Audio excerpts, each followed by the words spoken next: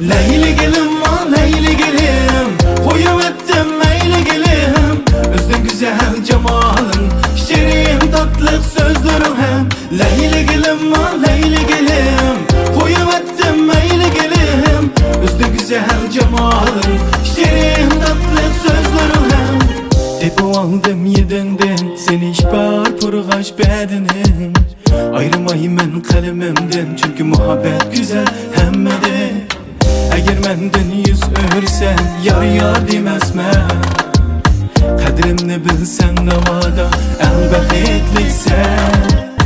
Degine, degine, sögine, degine, mine oldu müdene. Yar bilime, bir yarım bilime, senin başka olmayman.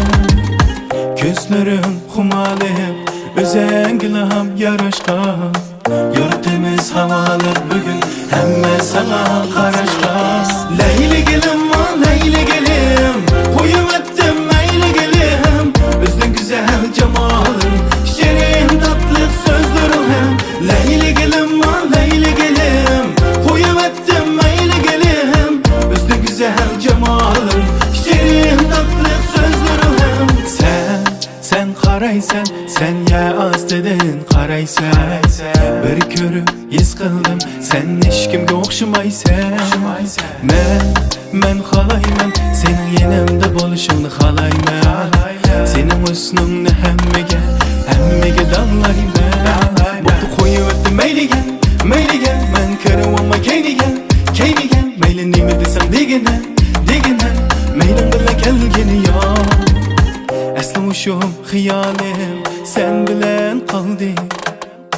Yuragimdagi muhabbat yana sen bilan yondi. Leyli gelim var, leyli gelim, koyu ettim meyli gelim.